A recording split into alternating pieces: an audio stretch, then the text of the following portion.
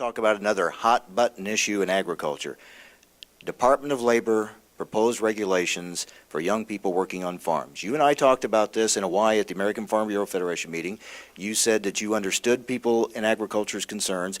What came out of that from Department of Labor was a tweaking, a pre-proposal that really hasn't satisfied the concerns, I don't think, of too many in agriculture. Do you support what Department of Labor is proposing for this? Well, let's make sure we understand. When you say tweaking, I don't know that anything has been definitively decided.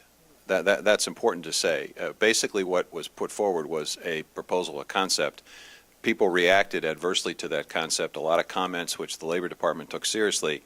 They withdrew a portion of the rule that related to the family issue, which was very of deep concern, and they understand, I think, better because we've helped them understand precisely how that was interpreted and how that was received in the countryside in terms of the value system that's at stake here.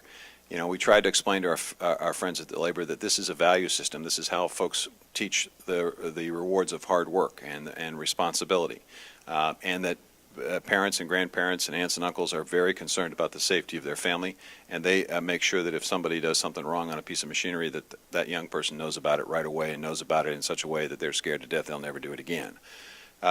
What I think the department is trying to get to, and we're working with them, is on a commercial scale operation. If you have a large scale workforce, and the workforce happens to be potentially a migrant workforce, and they don't have anything to do with their children, and they bring the children to a field, and they have the children work and contribute, is that, you know, there's no parent there in a sense to be able to, because the parent's working, to be able to provide those lessons. And there are certain practices around grain elevators that I think everybody acknowledges are, you know, very, very careful. You have to be very careful.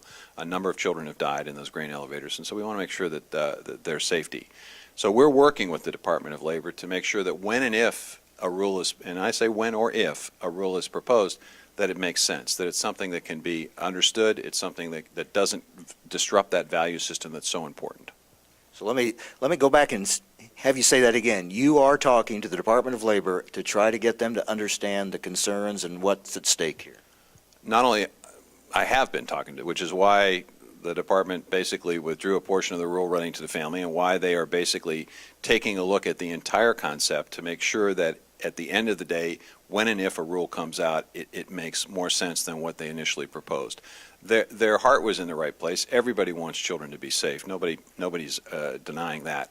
It's just a question of how do you structure it in such a way that you don't interfere with the family operation. You don't make it more difficult for children, grandchildren, nieces, nephews to be able to learn the value of hard work on the farm, and that's what we're making sure is protected. Any chance they would just drop this, or is there going to be something come out?